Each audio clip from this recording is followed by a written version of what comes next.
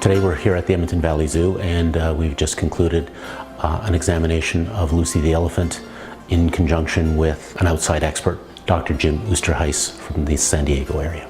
Dr. Oosterhuis is a veterinarian of 40 years experience, and virtually all of them in a zoo and wildlife background. So he's worked with elephants his entire career, and there's nobody better qualified to make judgments and observations on an elephant. I was first asked to come here in 2002 to evaluate Lucy, and at that point in time we discussed a weight loss program for her, an exercise program, and a foot care program. And about 4 years ago when I came back, she was having a respiratory problem, and she actually breathed through her mouth, which is very unusual for an elephant, especially under exercise situations. On this visit, I'm very happy to say that she's at her correct weight. She looks great, and I think that this has really helped her overall health. For Lucy's weight loss program, it has been a challenge for us because of Lucy's breathing. When you can't exercise intensely, it's a lot harder to lose weight. So we've been having to manage her weight loss program dietarily.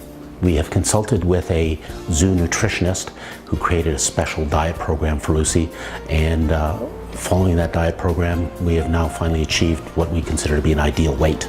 Anytime when you can take weight off, of course, if you have some arthritis in her legs, which she does, this has helped her in her arthritic situation also.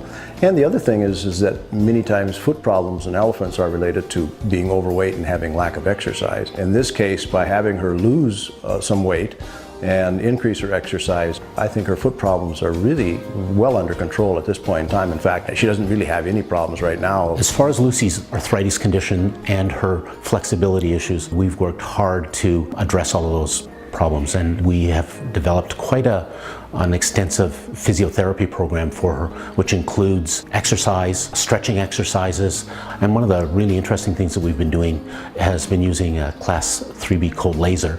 It's a unique instrument in that it helps to diminish inflammation in joints, and we've been using that on her for a period of time, and I think we're really starting to see the benefits in terms of how flexible Lucy is and how well she moves. I think that the respiratory problem that Lucy has is something that she will always have. She has developed it for some unknown reason. When I was here 2 years ago, she had a lot of mucus and a lot of exudate that she was passing, and that's virtually gone at this point in time.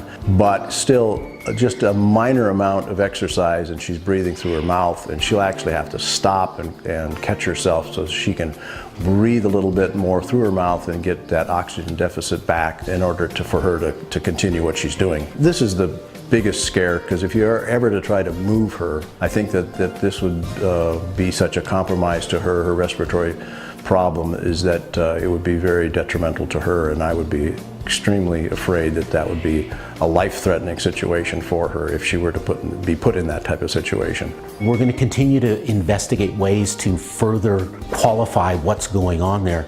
Because she's an elephant, this is a real challenge. We're trying to adapt technology which is designed for much smaller individuals to an elephant. We have kept elephants for a long time in various cold situations and cold climates. Here in Edmonton, in the wintertime now, we've had a concern about the lack of space for her to get exercise, but she does go outside quite regularly, or she has all along gone out quite regularly during the winter, and she actually enjoys it. Dr. Oosterhuis made some recommendations for Lucy's care, in that he wanted us to be able to provide an exercise facility for her that will be available to her on those coldest days of the winter where we don't let her outside.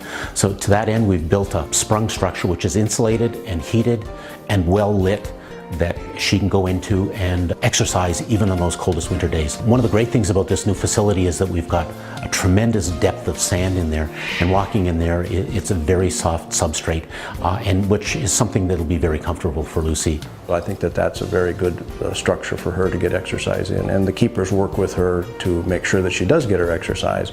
With the respiratory problem always in their mind, when she starts to have a respiratory problem, then everything slows down, and this is they're very conscious of that. The concern, of course, for a lot of folks is Lucy being a single elephant, and the thing that you have to keep in mind is that yes, elephants are social, but they also feel that part of their social structure is the folks that are around them, the people that care for them.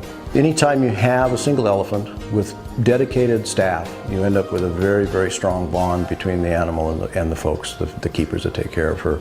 And that's very evident here in how easy she is to work around, how easy she is to be around, and how she likes her people, she likes attention, and she likes the social structure that she has here.